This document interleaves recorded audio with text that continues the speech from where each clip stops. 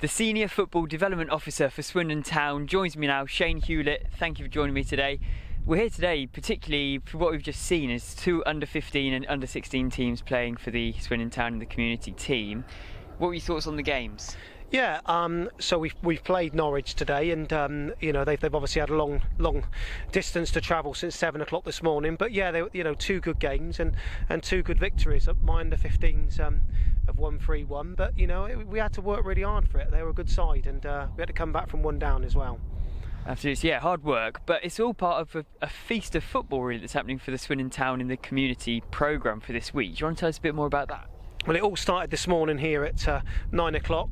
We've just hosted our football education C6 trials, which is for our next intake next year. We've had 25 girls trial this morning for 16 places, and we've had near 50 boys trialling for 18 places for the teams next year and the squads here at Commonwealth. And that's such an exciting project, 2 years education, and that's been followed on by our future C6 girls, really. Our under-15s and 16 Centre for Excellence teams have played against Norwich, and then it kicks on again this week with all our holiday courses, as well as another feast. We've got our under-10s to 14s playing Northampton and Portsmouth on Friday.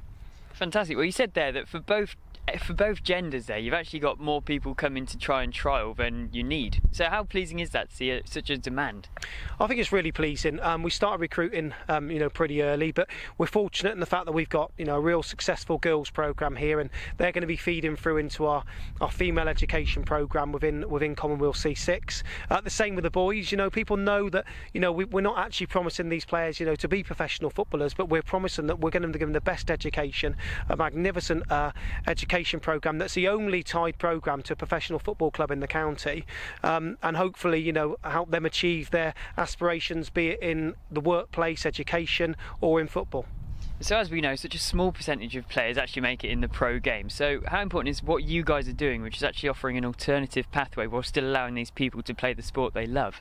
And I think that's the big thing. We're not saying to any of our players that you're not going to make professional footballers. There's lots of programmes banding around saying, come and play football, we can make you better players. And that's important, but, there's only a small percentage of people that are going to make professional footballers. At C6, Swindon Town Football and the Community Trust, our education programme is very much about tailoring the education to ensure that they have a good future.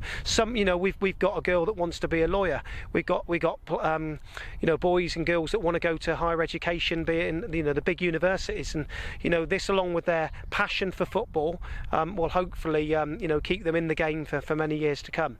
And how pleasing is it for you on a personal level then to be able to coach and teach these players new skills and improve their game, while also actually enhancing the chances of them improving their lives outside of the sport of football?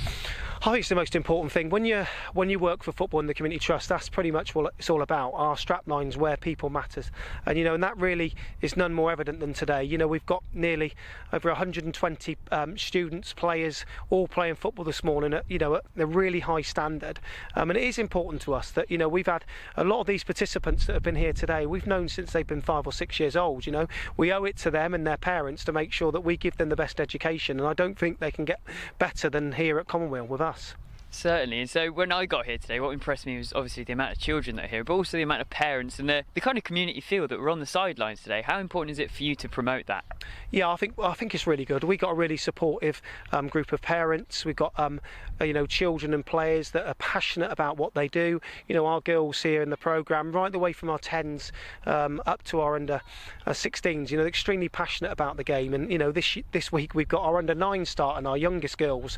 So we're starting them early, and hopefully in years to come they'll be feeding through into an education programme with us. And the beauty of our programme is that we coach youngsters as young as 2 up to extra time project, which is for our some participants that are 80 years old.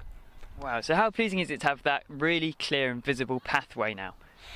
I think it's really important. We've spent years trying to get to this level, and John Holloway and Clive Maguire, the trust managers, have been instrumental in building a team that I'm fortunate to be part of, that's enabled us to be able to offer the platform for these young players, young students, young people to come on and further their careers. Lots of the girls and boys here today, they've got an interest in becoming coaches, PE teachers, lawyers, footballers, you name it. So it's great for us. We're able to support them with their development, where in the past we've, at 16 we've kind of let them go off to become adults, and it's lovely now that we can see them in those really tricky years between 16 and 18.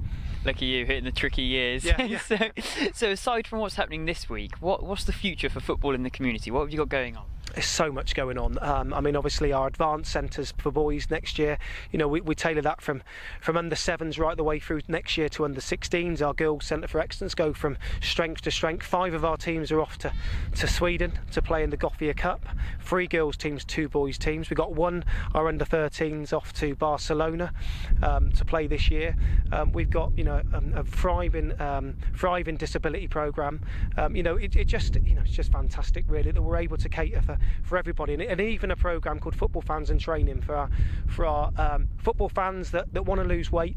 We've got 30 guys, we've had 60 guys through already that have been through our fitness programme, and in total we've lost nearly 90 stone in 24 weeks of 2 separate 12-week programmes. So it's just such an exciting time to be part of football in the community at Swindon.